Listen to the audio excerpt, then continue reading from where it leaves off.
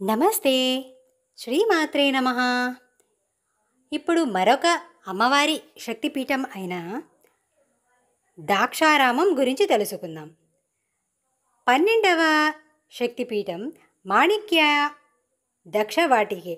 దక్ష ప్రజాపతి యజ్ఞం చేసిన ప్రదేశం కనుక మొదట ద్రాక్షారామంగా వినుతకెక్కిన ఈ క్షేత్రం వ్యవహారంలో ద్రాక్షారామం పామర జన వాడుక భాషలో ద్రాక్షారామం అయిందట అని పురాణాలు చెప్తున్నాయి. దక్షయజ్ఞ గాథతో ముడిపడి ఉన్న ఈ క్షేత్రం మహిమాన్వితమైనది. సతీదేవి తండ్రి అయిన దక్ష ప్రజాపతి ఒక బృహత్ యజ్ఞాన్ని తలపెట్టి తన అల్లుడైన మహాదేవుని తప్ప దేవతలందరినీ ఆహ్వానించాడు. తండ్రి మహావైభవంగా సంకల్పించిన ఆ యాగాన్ని కన్నులారా తిలకించాలన్న కుతూహలం కొద్దీ సతీదేవి భర్త చెబుతున్నా వినక పిలుపు లేకనే తండ్రి ఇంట కాలు మోపింది.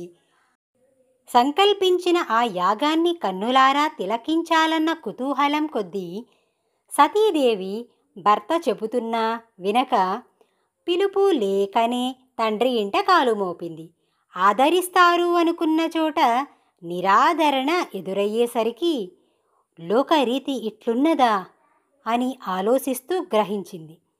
పిలుపు లేని చోట విలువలేని చోట ఉండకూడదు అంటారు, ఇందుకే కాబోలు అనుకుని సతీదేవి గ్రహించి ఆ సంఘటనకు బాధపడి సతీదేవి యోగాగ్నిని సృష్టించుకుని తన తనువు చాలించినది. శివునికి ఈ సంగతి తెలిసి దక్షయజ్ఞాన్ని ధ్వంసం చేసి రమ్మని వీరభద్రుని పంపగా యజ్ఞవాటిక కక వికలై దేవతల్లో కొందరికి పరాభవమయ్యింది.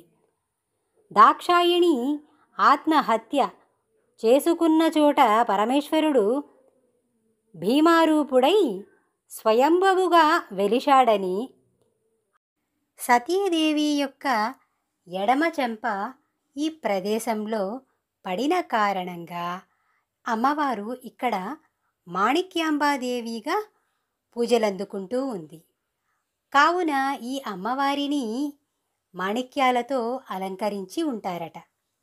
ఇక్కడ స్వయంభుగా భీమేశ్వర స్వామిగా మహాదేవుడు వెలిశాడని స్వామికి కూడా అమ్మవారితో పాటు తొలి పూజగా సూర్యభగవానుడే ఇక్కడ ఆచరించారట.